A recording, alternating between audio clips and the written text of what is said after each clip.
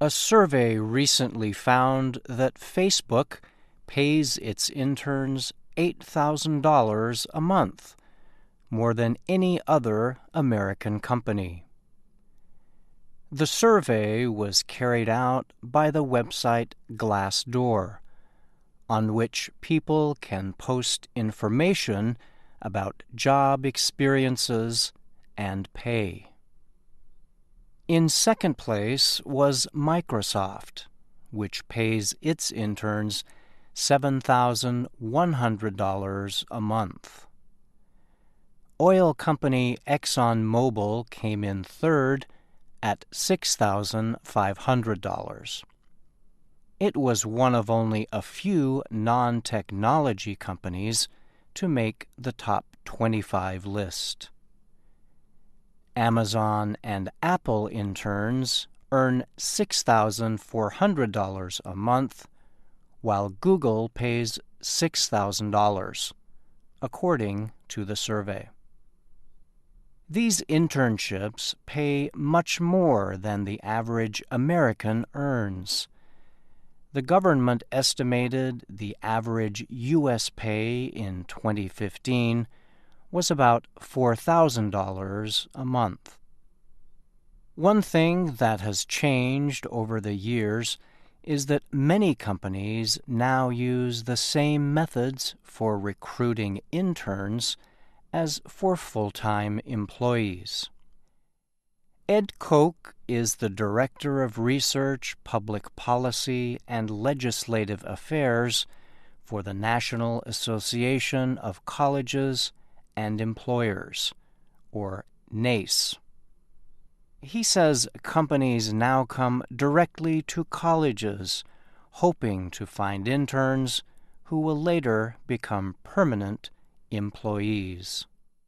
They're very selective in terms of who they choose to bring on board, particularly because they want to be able to convert that student into a full-time hire once that internship is over. This means that students should be preparing for internships in the same ways they would for a real career job. NACE connects U.S. college career service centers and conducts surveys on the job market for graduates. Koch said at companies the organization works with, about 52% of interns end up getting full-time jobs. He said research also suggests that interns working in paid internships get hired faster than those who are not paid. The primary reason for that is that the employers that provided paid internships actually were the ones hiring the students. They were looking at them in a probationary fashion. According to a NACE survey, students who completed paid internships with private for-profit companies received $53,521 in starting pay. Those who took unpaid internships received an average starting offer of $34,375. Another NACE study found that unpaid internships led to decreased levels of job satisfaction. They also resulted in less development of skills than paid internships. But unpaid interns gained a better understanding of their career field, and some increased their academic performance, the research showed. William Goodloe is President and Chief Executive Officer of the not-for-profit Sponsors for Educational Opportunity, or SEO. He says many companies have found that an internship is a much more valuable recruiting tool than a job interview. What they find is that interviews are not as reliable as they would like, but if you get to work with someone, observe them for 10 weeks, then you have a much better sense if you want to ask them back full-time after they graduate from college.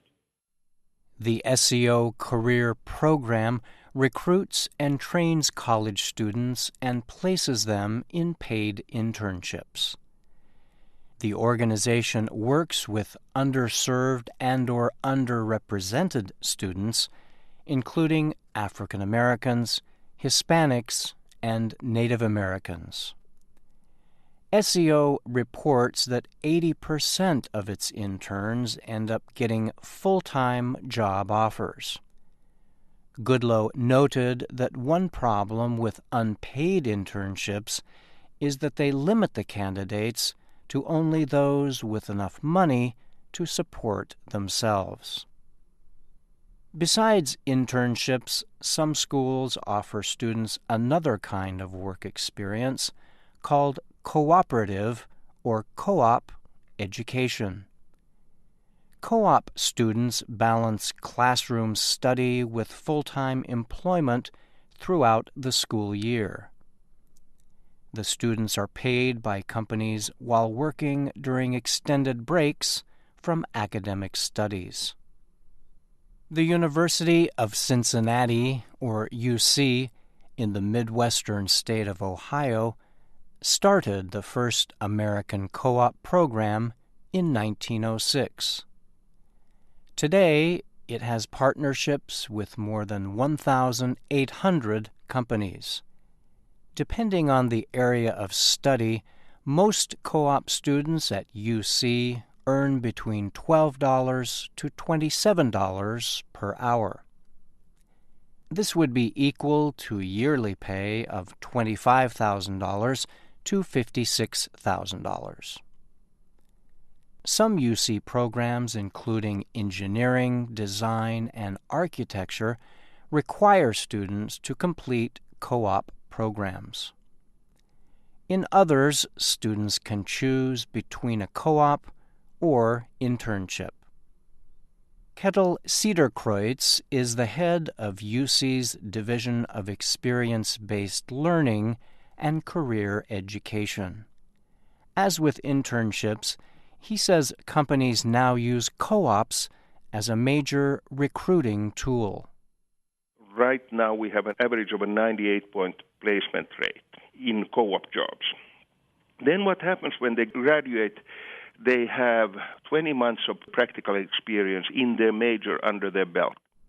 Cederkreutz said co-ops can also be good for students' academic performance and help them reach their graduation goals. In a co-op program, they actually do graduate on time to a very large extent because they learn something in the classroom and then they go out in industry and they get to apply it and they get to sort of digest it.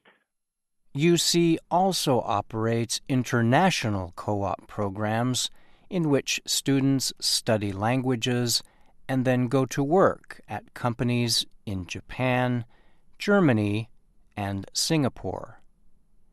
I'm Brian Lynn.